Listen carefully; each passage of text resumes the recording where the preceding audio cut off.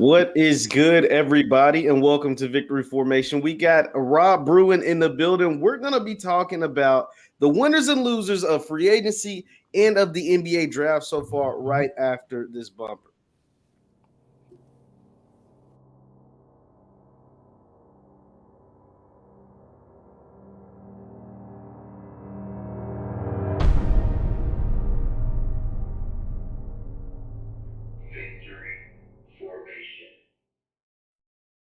What's good, good people? I'm Jeff Lightsy Jr. here with my guy, Rob Bruin, Mr.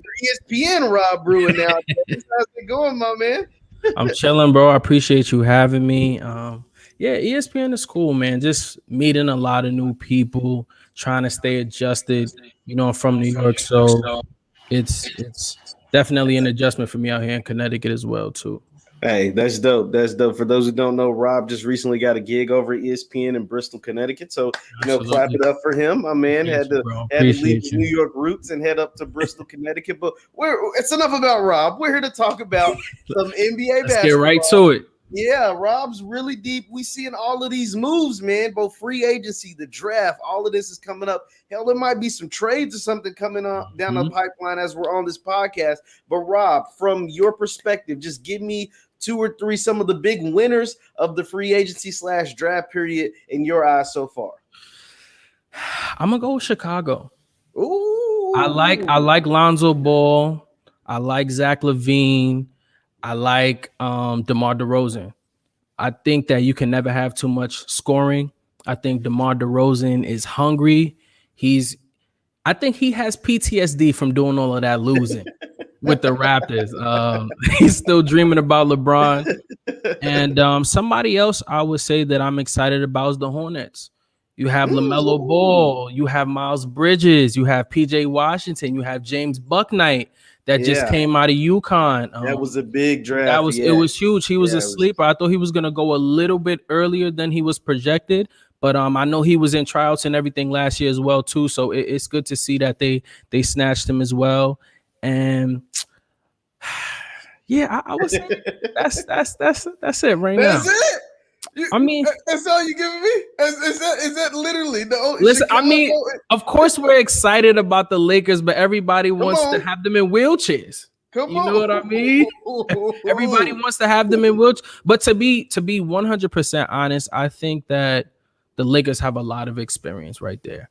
Yeah. I think that even though they are that old, it's something to worry about, but I don't think it's that deep. I think that when it comes down to the playoff time, the biggest piece to that is going to be Anthony Davis. If he's not healthy, none of those trades are going to matter. Doesn't matter. It's cool that Dwight Howard is his third, fourth time with the Lakers at this point. You know what I mean? It's cool that they got Trevor Ariza back. That's great as well, too. But Anthony Davis is going to be the nucleus to that because I'm relying on LeBron to take care of himself. I think that Russell Westbrook and LeBron James are going to work. Russell is going to have to play off the ball. And to be 100% honest, if it's not working by All-Star break, I think LeBron is going to send that man packing. You think LeBron that's that. You know how LeBron operate. You know how LeBron operate. Man, think about the Lakers, though, and I talked about this in depth yesterday. But yes, they're old. They got old guys. Melo's old. Russ is old. I mean, Russ is on the younger side. Russ is but 32. Trevor Ariza is old. But you know what I mean? Wayne Ellington been in the league for a long time. The only young dudes you really have are Nunn, THT, and Malik Monk, the one you guys just signed. But I really like what the Lakers did. I'm surprised you didn't throw the Knicks in there, man. You didn't like anything that the Knicks did. I know. Hey, you give me the face. I know you're not a Knicks fan, but come on, man. You ain't like. Jeff, don't have me blow your podcast up. You know I Do don't. what you gotta do. What was wrong with what the Knicks did? You went out and got Evan Fournier. You re-signed Burke and D Rose. You just got Kemba. Is that not exciting to New York people to see Kemba headed back to New York? Come on. All right, so let's start here. I think that D Rose was worth more money. If we watch the playoffs, I think that he showed us that. I think it's hard for us to get out of our minds who D Rose used to be. And it's clear that he's showing us he went through a lot mentally. He had to rebuild himself as a person, as a player. And he's a newer version of himself as a basketball player. He's not a high flyer anymore. Yeah. He had a few high 20-point games for the Knicks in the playoffs this year. We're not going to talk about what Julius Randle did because that was just terrible work, in my opinion. But I feel like Derrick Rose is at least deserving of $60 million. And the reason why I'm saying that is because the way that they're paying the players now. If you're giving Evan Fournier close to $80 million, you're not telling me that you can't give Derrick Rose.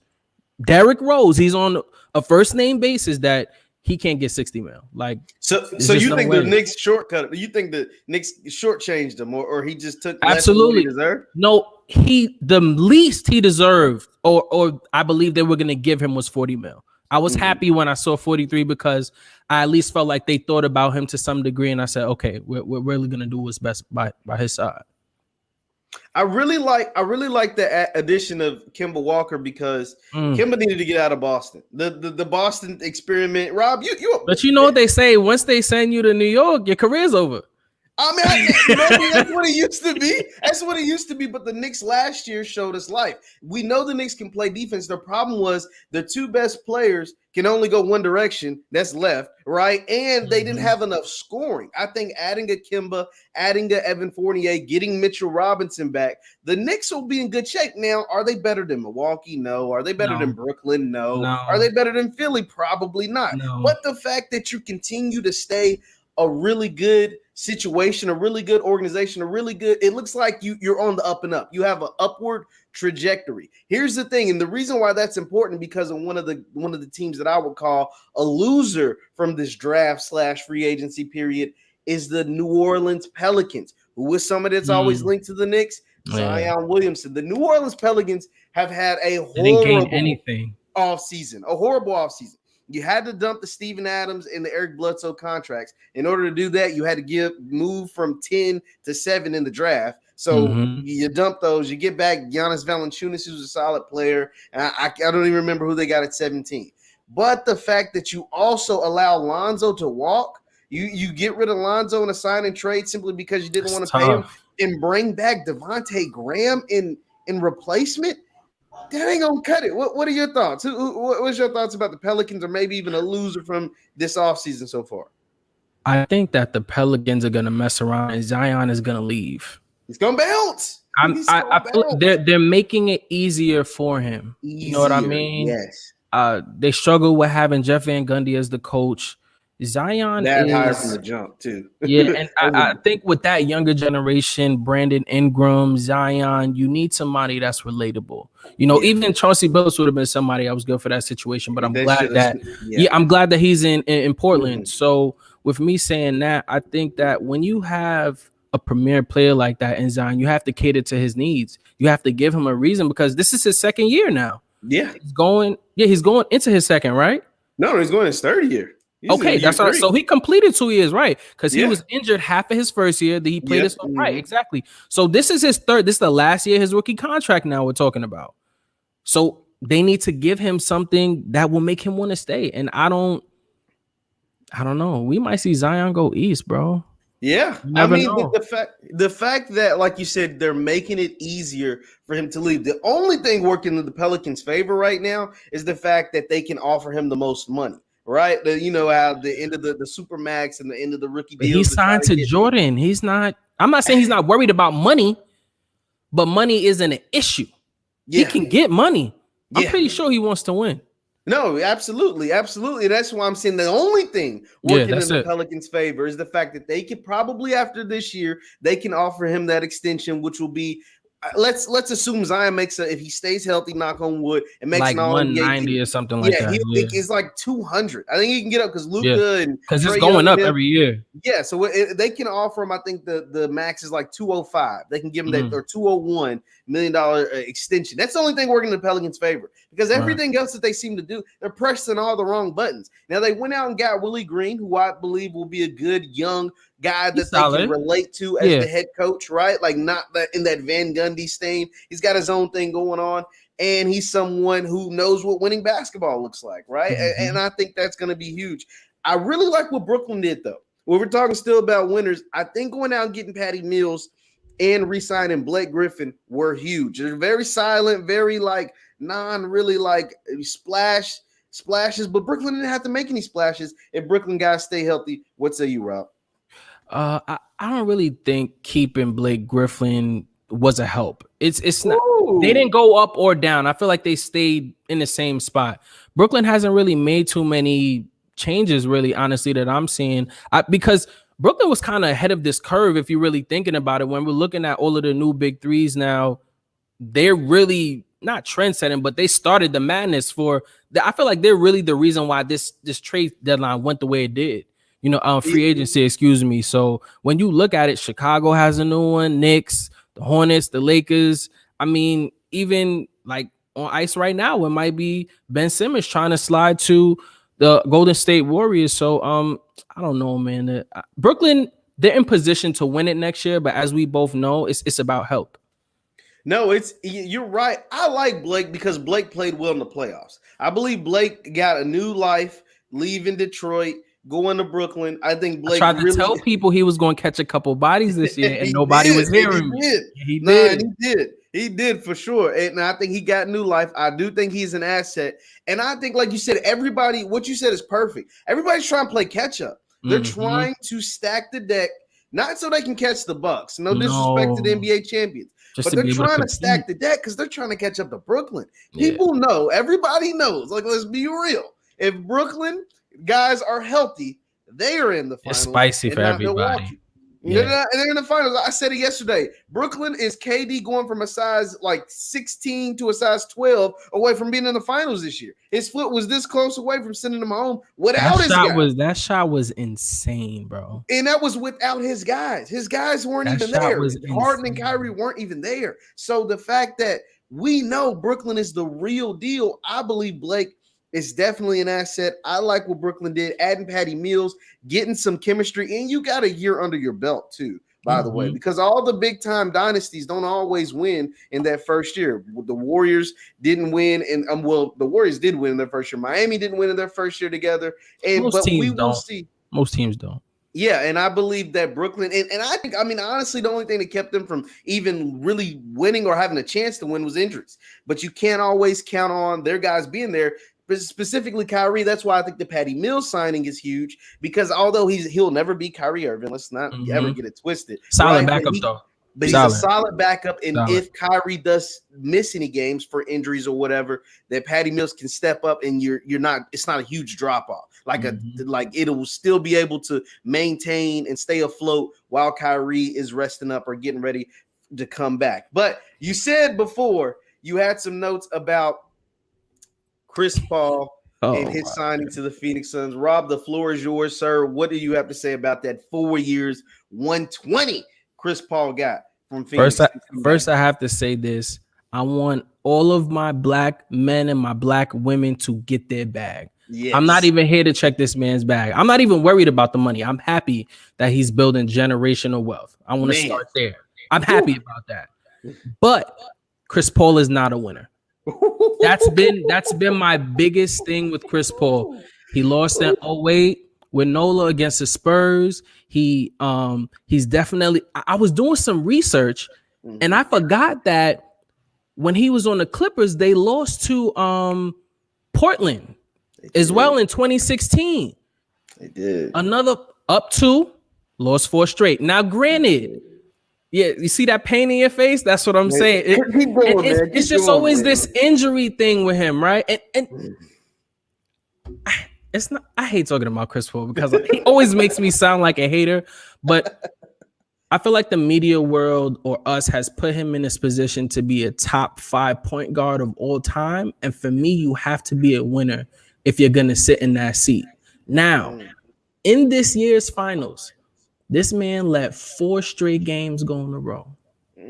4. Didn't even steal game 5 back at the crib. Outside, running around, looking confused, not making the right passes, letting his team come down, not facilitating the offense. Devin Booker's bringing the ball up. No shot to him, but Devin Booker's not the point guard. It's not. Why is PJ Tucker bringing the ball up? Why is Drake Crowder bringing the ball up? Why is Chris Paul looking so confused? And this is his moment. Not to mention Devin Booker fell short a few games. Yeah. It just hurts me because anybody knows me knows how much I love me some Chris Paul. Do you? I never know that.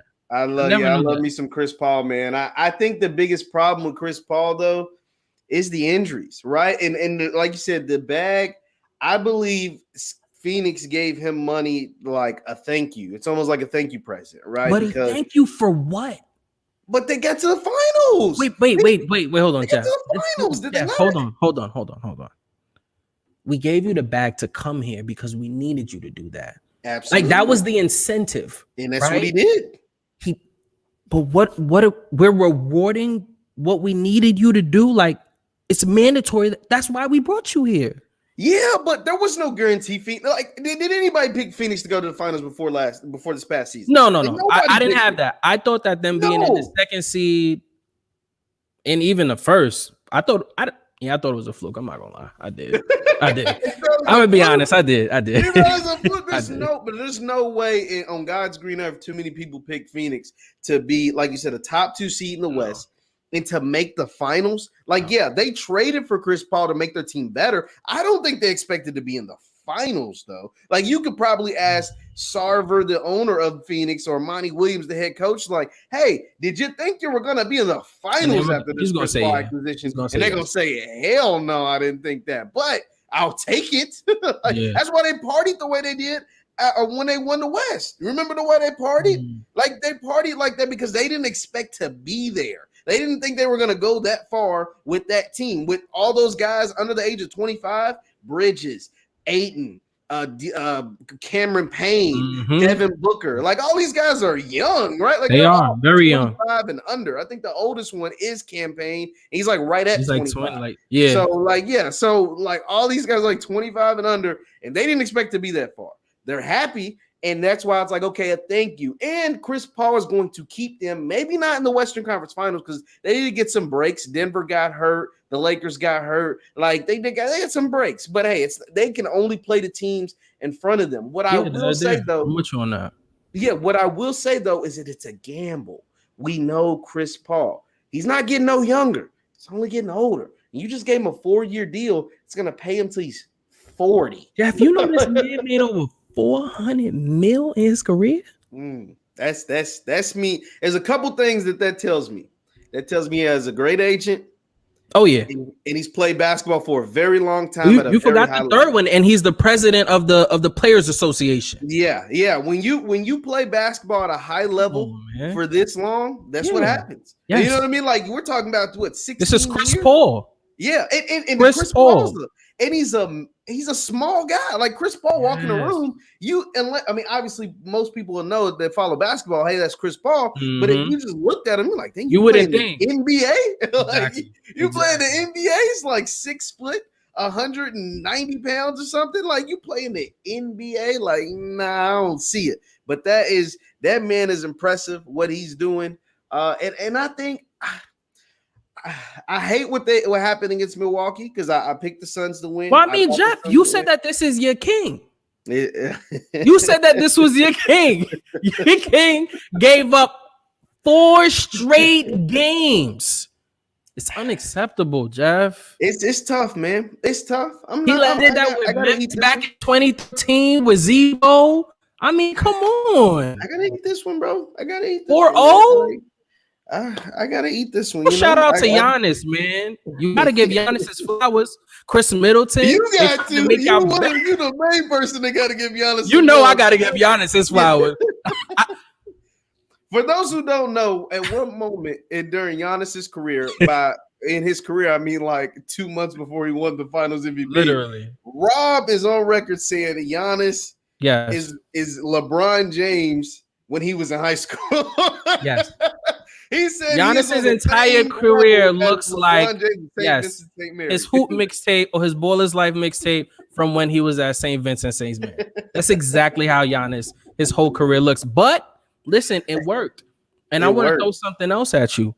Giannis and Steph, I feel like we need to glorify them a little bit more. They're the only two that I could think off the top of my head right now that stayed home. Steph has never really tried to jump ship. He stayed through the tough times. He stayed through the injuries. And now what? He's the only player to receive $200 million contracts, max contracts. Two. 2 of them. He's got two $200 million deals. So yeah, had never been done before. Yeah, we need to push that narrative more because I understand everybody is trying to compete. And we have to think, like, going back to when Steph Curry came in the league, nobody was trying to play at Golden State. Nah. Nobody. Nah.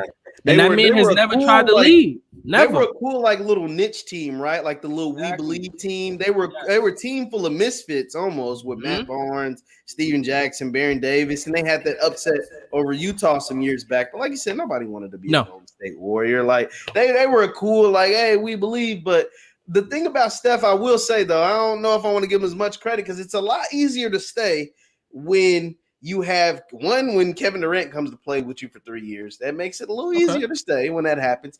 And 2, the Warriors hit on some big time draft picks. Like when you draft Draymond in the second round and you draft Clay in the late lottery, and then obviously Steph Curry becomes Steph Curry at the 6th pick, and Minnesota passed on him twice within those first 7 picks.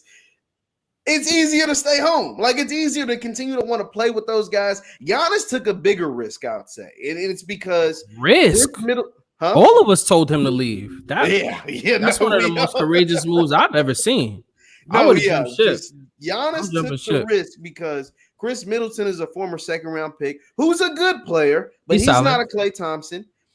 Drew Holiday is a guy who's been to a couple teams now, who's a good player. But in his prime, I would say Draymond is still a better player than Drew Holiday. So, like, hold on, Jeff. Drew Holiday, Draymond Green is better than Drew Holiday in his prime. Yeah. Draymond Green has no offensive game. Draymond made 4 All-Star teams, Defensive Player of the Year, 2nd this past season. Draymond pretty good, though. You better ask Draymond about Draymond. Draymond been struggling for the past couple years, brother. He has struggled for the last couple years, absolutely. I'll say this about Draymond Green. Looking at him ever since Klay has been down, you can tell everything that they're lacking because of what he doesn't do. Yeah. It's obvious. And he's Draymond one of those energy type. Yes, he is a systematic system. Yes, and he's a perfect fit for the Golden State system, right? When Klay and Steph are both healthy, because when Klay and Steph are both healthy, you don't need him to score. You need him to make occasional threes because he's going to be wide open sometimes. Set really good screens, defend the best, offensive player on the other team, and grab some boards. You know what I mean? But like he has to be an offensive threat, though, Jeff. He has to. He's getting paid too much money not to be scoring the ball. And it's great that he can bring the ball up, but take some shots. Yeah. At least attempt. Like he. So, okay, question for you, Rob.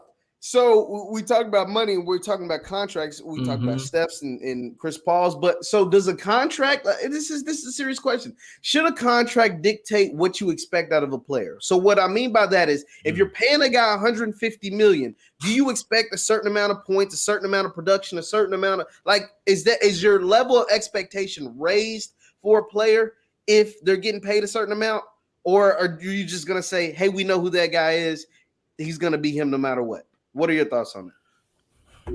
I'm going to say with money, it comes expectation and demands, right? And it's pinpointed towards potential as well, too, because you don't know if somebody is going to get injured, but you're also basing this off of what they've done in their past, off of their resume. Yeah, I think that it's sort of a dicey game because even though I'm paying you, it's no guarantee that I'm going to get what I want from you. It's just really just on a hope and a blessing that you'll do what we're expecting you to do. So I don't think that the money guarantees it, but it's an incentive for you to push and do what we need you to do. That's the best way I can answer that. No, absolutely. What I think also too is if, say for an example, Andrew Wiggins, right? I think he's on $150 million deal. Man. I'm paying Andrew Wiggins $150 million. I want the That's best how he's getting paid, right? Yeah, huh? Yeah. That's what he's getting paid? Andrew Wiggins signed one of those big time extensions after his rookie deal. He's probably towards the end of it now. That's still from the Timberwolves. Yeah, but he's on the Warriors now, so the Warriors are biting that bullet. The Warriors have the largest luxury tax in the NBA right now. Yeah, it's insane.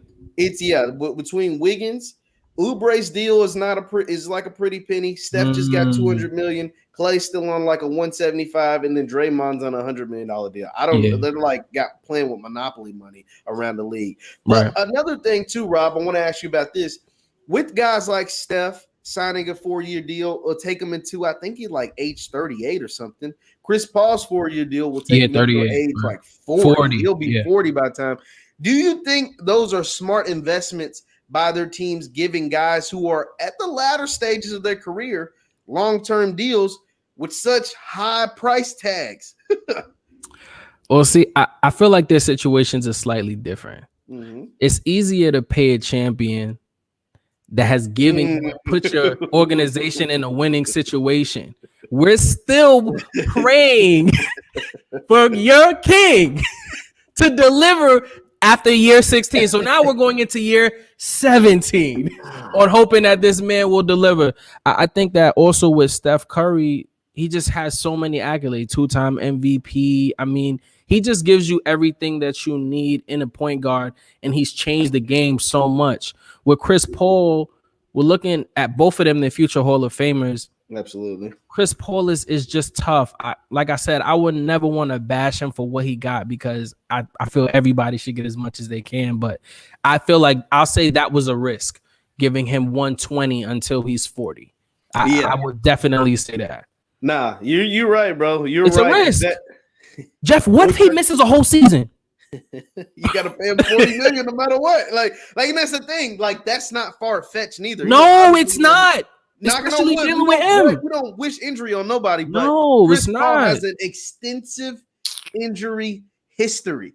And the worst part about Chris Paul. You forgot say the best part. Say the best part. Injury when?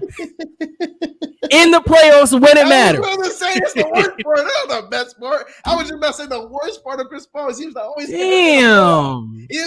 get hurt during the playoffs. This year they got lucky. That he was able to come back. And this year he didn't even get hurt. He just got COVID. It just no. Remember the first round he got hurt. His shoulder was messed up. Yeah, it was. Now he massaging the shoulder. He had to miss a game or two. So I'm like, here we go. It just wasn't extensive, and then he got COVID. It's like, oh my god, bro! Like, what is going on? Why is it always like? Chris Is this Paul, just man? bad luck? Why didn't it be somebody else, man? Well, I guess it was a lot of somebody else's. A lot of people was hurt, but dang, bro, Chris Paul always got to get hurt, man. The worst times, the most inconvenient times. Like, oh my god, bro! He's consistent with that. It eats me up, bro. It eats me up. Let's talk about the draft a little bit, Rob. Mm-hmm. Who was your favorite player in the draft that you think went to a really great situation? My favorite player in this draft is Josh Christopher.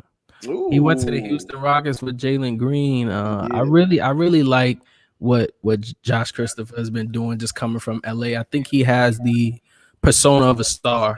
You know what I mean? I mean, obviously, he's not there yet. Yeah. I think he has a little D weight in his game. I'm not going to compare him to him, but he's a slasher, high flyer. I think he's actually big. I think Josh Christopher's like 6'5". Yeah, he's like 6'5", 6'6". Yeah, he's like 6'5", and I just think that he's gonna make some noise alongside Jalen Green. I think John Wall really needs to lock in with those young boys and put them on track because he has something there. Now, obviously, they're young. They have Jalen Green as well too, so you can't demand too much from them because they're trying to get their feet wet. But definitely Josh Christopher because I think he's going to get a lot of deals, and he just has what it takes to be an NBA star. So I'm excited to see him. Yeah, Josh Christopher is good, and they have a nice core, young nucleus of guys down there in Houston. Not going to be very good because young talent doesn't win in the NBA right away. Not right away. It takes a while. It takes a while. It takes you to, only the 5, 6, 7 year veterans are the ones who normally win in the NBA. But Christopher being back with Green, now for those of you who haven't seen them play, in high school, I mean, they were hoop mixtape. Yeah, they played together at AAU. Exactly. Yeah, so the fact that they're back together, I think, is big for Houston. And you can't forget they got Kevin Porter Jr., who's a bucket. They got obviously John Wall, who's going to be the leader, and Christian Wood. So they got some players down there. Yeah, they have some pieces. They do. They got some players, and I like that. I like that for their coach because he kind of got a raw deal last year with James Harden wanting to be out, and it just became like one of the worst teams. My favorite player in the draft was Cade Cunningham. He obviously went number 1. I think he's going to be really good. It's going to be interesting though because Detroit recently has been a place where talents went to die. Like, I mean, the Detroit has been like they like the Knicks. I mean, I had to throw another Knicks jab in there, man. I like the Knicks, man. But the Detroit, I mean, they've really done really bad in the draft recently. They haven't, like, even the guys who are supposed to come there and do something, the Jermaine Grants, the Blake Griffins, the Reggie Jacksons, none of those guys, all those guys seem to do better when they leave, right? Jermaine Grant was in his first year. He averaged about 23. So pairing him with Cade, I think it's something that could be a little something. I really like what they got going on there. The Warriors actually had a really good draft, right? They were able to get okay. Jonathan Kuminga is solid. Kuminga can be, but then we just push Wiggins out the way now for sure. Just let him go because you don't need him. Yeah, I still think they're gonna be in that Damian Lillard, Ben Simmons, Brad Beal kind of sweepstakes because the fact that they want to win now. I know the Warriors see that their window is right now. Obviously, Klay's coming off 2 huge, like very severe injuries. We're not gonna act like those injuries wasn't nothing to mess with. So he's not gonna be all the way right. At least I don't think in that first year. And that's why they want to still add another star. We know Dame's from Oakland. I already felt like that could happen without the ball. What was that? I felt like that could happen. I felt like Dame and Steph definitely could pair up because I think when you just look at everything that's happened within basketball. I feel like the players have shown us a sign that you can't think that anything is impossible with them now. Like, I know we can go back and forth about LeBron going to Miami with Chris Bosh and D Wade, but we never in 1,000 years thought that Kevin Durant a few years ago on July 4th was going to Golden State. Not at all. All right, so LeBron made the scale. KD slapped the scale over. He just tilted the whole thing. He broke it. He broke the scale. That's completely different. You know what I mean? And what's so significant about that, too, is that because of what LeBron did, which essentially led to what KD did, we make fun of people like Giannis when they decide to stay, and it seems like a bad move, right? Absolutely. Like when you're not maneuvering, when you're a Damian Lillard who's stuck in Portland right now, we're like, dude, you got to ask for a trade. Or if you're Brad Beal who's stuck in Washington right now, it's like, bro, you gotta make a move. Like, you know what I'm saying? You gotta make a trade because we've seen Anthony Davis do it. We've seen James Harden do it. We've seen, pick your favorite player do it, like Carmelo or whoever. Say, yo, I gotta get up out of here because I need to go to a team that's gonna put me in the best position to win now. Right? Yeah. Like now. I might not get a Chris Paul career where I get 3 major deals or 16 years, 17, 18 years like LeBron and Chris Paul. It doesn't happen for everybody that way. 10 to 12 years and really a good 5 to 7 years of prime, right? Like my prime is about 5 to 7 years. Even if you're a good player, a great player, and I need to maximize on that right now. And so that's why it's going to be interesting to see what the Warriors do, the rest of this offseason. Let me throw this at you though, Jeff. I think that this draft that we just saw right here in 2021, I think that this is the deepest draft that we've seen at least in the past 5 years. And within this draft, this is the draft that's going to rebuild the foundation for when LeBron leaves. So when I say that, I mean, we're looking at LeBron to be healthy and solid. We're going to give him top 3 years. Right? After that, I feel like he's just going to start messing up his stats. That's just me personally. That's what I think. But I think that, obviously Kevin Durant is going to step into his spot, but the Jason Tatums, the John Morants, the Donovan Mitchells, this is what's being cooked up right now. And this draft right here solidified the year of the big guard. Lonzo Ball is 6'6", LaMelo Ball is 6'8", and Kay Cunningham is 6'8".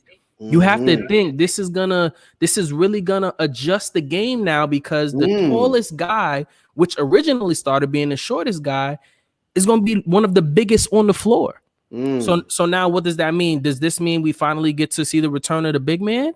You mean I feel like we have to think about it like that because if Kay Cunningham is 6'8", he is 6'8". This is the shortest person on the court. He's your PG. And he's 6'8", legitimate. Right. So it's something that we really have to consider. And now you have to think about even these younger players, they're going to start adjusting their skill set like this. The guys that were the 3s and the 4s they're already doing it, but it's going to be mandatory now because you're not going to be able to have a Steph Curry guarding Cade Cunningham. It's just not going to work. You know what I mean? So when I really see things breaking down like that, it's the year of the big guard for me. You know, that's interesting because I never thought about that. Like you said, there's going to be more like going back to the traditional every point guard 6'1" and every center is 7 foot. I think that, like you said, that's over, bro. That's over because more and more guys in that 6'6" to 6'8", 6'9" range are going to want to be like Cade Cunningham. Are going to want to be like Ben Simmons. They're going to want to be like, LeBron James in some essence. So, yeah, no, that I never thought about that. You said, will this make for the return of the big man because there'll be big guards? I don't think the big man obviously never left because basketball is a big man. The big man is gone. No. Listen to me though. The big man never left because basketball is a big man's game. The average height of a basketball player is 6. Ain't too many Chris Pauls. There's way more guys the size of LeBron than the guy size of Chris Paul. But we can admit that. Jeff, where's the big man at? But look, I'm gonna tell you where the big man's at. The big men are shooting threes. Look at the guy who's the number one high school player. Because we'll just use grassroots. Number one high school player is Chet Holmgren. He's 7 feet, but he don't play like your traditional 7-footer. He is. So you know what? We're not gonna call him, right? He's not a big man. He's 7 feet, but he's not a big man. He's 7 feet. He's 7 feet, but his skill set to me, a big man to me is Shaq-like, dominant, demands a presence, and stays in the paint. That's what I see a big man to be. Okay. I get it. I leave the stretch four and the threes. They can take everything on the outside, but my big man needs to stay in the paint and guard everything. I don't want my big man shooting threes. Well, if that's your definition, then yeah, the big man's gone. Because that's what I'm saying. Because you can't even get drafted if you don't shoot threes. Like if you don't shoot threes, even if you're 7 feet, if you don't shoot threes, you're not getting drafted, at least not high. You're not getting drafted very high. I use an example. I went to WKU, Western Kentucky. Our best player this past season was a guy by the name of Charles Bassey. Okay. He averaged 18 points a game, 10 rebounds a game, 3 blocks. I had a 60% field goal percentage. Defensive player of the year and a conference player of the year. He had a hell of a year. He had a hell of a year in the Conference USA. He doesn't go to pick 53. He's your traditional big man. Now, he shot more threes this year than I think his first 2 years combined. And he shot 30%. That's because of where the game is developing. Yes, because he had to show, like, yo, I can do this. And he still went pick 53. Like, you know what I'm saying? Like, if you're even though they can get paid, we're not gonna act like if you make it to the league, you can't get paid. Because I just seen Jared Allen get $100 million. $100 million. Rudy Gobert get that bag. I was just about to say. Yeah, I seen Rudy Gobert get paid. So you can get paid. Yeah. But as far as like your draft stock, it's hard to go up the draft boards if you're not in the Chet Holmgren prototype at 7 feet, as opposed to being in the Rudy Gobert prototype. I feel like that's interesting too, because me and my homeboy were talking last night, especially about the big man. We talked about Koffi Coburn. He played at Illinois. He just transferred to Kentucky. Now, to me, that's a big man. Yeah, but his footwork is terrible. And you could tell he's not very skilled. He's strong, but you can tell he still needs to adjust some things to his game. Still raw. I seen him play too. You can call him raw, but he's played with some good guards. He played with Cole Anthony. He played with Andre Cabello. He played with Ayo DeSumo that just got drafted to Chicago, which I think is a sneaky pick as well too. I think to me that's the return of a big man, but like I said, he just really needs to work on his footwork. What'll be interesting too as well, because like I was saying, it's like the draft boards aren't reflecting like big men going very high, like the more of the traditional big men. Yeah. But we just saw Giannis win a championship being a traditional big man. Now he's the more modern version of a traditional big man, right? Can we stop there for a moment? What's that? I have to admit that I had Giannis as a 3 for a very long time. And he was. I did. But when I watched him closer this year, and like that man's not a 3. No, he's like a Kevin, not a Kevin Garnett, but like he's a 4. He's easily like without question. Yeah. Without question, he's a 4. Like he's in his skill set. Yeah, he's a post player. He has the skill set of a post player. Hell, he plays in the paint. He takes more shots in the paint than Shaq, right? Like, so if that ain't a definition, hold on, let's stop right there. You think Giannis Shaq like Jeff? Yeah, Jeff. Yeah. Jeff, get Shaq like. I didn't say he was Shaq. Listen to your words. Okay. Shaq like. What does that mean for you that he's Shaq like? The man averaged 35 on 60% shooting and 10 boards in the finals. Had multiple, I think 3 40-point, 15 board games in the finals. That makes the only other person to do that was Shaq. Okay. I don't get more Shaq-like than that. Because of the numbers. But for me, it's about dominance and presence, though. Like, well, he was was he not unguardable in the No. He did his thing. Like I said, there's no more hate towards that man. He got his closeout game was phenomenal. Come on, 50 points. Come on. 14 boards. 5 blocks. Come on, man. You got it. He was the best player on the floor, offense and defense. Yeah. He's the best player on the floor, offense and defense. Like, so we need to stop putting his name in the same sentence as Shaq, though. That's good. I mean, I'm just saying he got 2 MVPs. Shaq don't got 2 MVPs. He got he got defensive player of the year too. I'm still taking Shaq over Giannis, but Giannis, shoot, he's building nice. Up that if we're talking about all-time best fours, right? He's in that conversation now for sure. He's making his case. Like you know what I'm saying? We're talking about 2 regular season MVPs, a defensive player of the year, a finals MVP. Like he's in rare company. I think only Jordan and Hakeem got those, right? So. And so, he's doing something pretty nasty. Now he's got a long way before he catches somebody like Tim Duncan, and things like that. But he's definitely because Timmy has 5 rings. Yeah, that's tough. He only got 1. He got some work to do. Yeah, 3 finals MVPs too. Yeah, so that's gonna be tough. It's gonna be definitely tough. That's gonna be tough. It's definitely gonna be tough. Well, Rob, we've been on here for a while. I want to get you out on this though. So after all the moves that have been made during this offseason draft, free agency, all this stuff, who would you say, if we're doing a way too early on August 4th, way too early NBA Finals matchup prediction? Give me yours right now. Just right now, I'm putting you on the spot. You got to pick who you believe in August will be in the finals in June of next year. If you just had to throw it out there, give it to me. We know what you got to say. You're gonna say. This is clickbait, man. I just need for you to say it. This is clickbait. I just need for you to say it, man. Just go ahead and say it. Lakers and the Nets, man. Yeah, come on, man. Come on, man. I knew you. Lakers and the Nets, man. That's what we're paying to see, and it's crazy because I was just talking to somebody else the other day, and it's like, did LA take the mecca of basketball from New York now? Because it seems like all of the ball players are coming from LA. That's what I'm seeing. You talking about like on a grassroots level, or are you talking about like what? I'm talking about currently like the players that are being cooked up, like that are coming into the league now. Yeah. Who's the best player that we seen come out of New York recently? Let's do last 7 years. Tobias Harris. See, you see how you? I gotta think. That's what I'm saying. Who is it? James Bucknight is from Brooklyn, but he didn't play a game yet. Yeah, he's good, but he's not like Kemba, Tobias Harris. I mean, who is that? Who's the other one? I mean, we have Kemba, we have Tobias Harris. Yeah.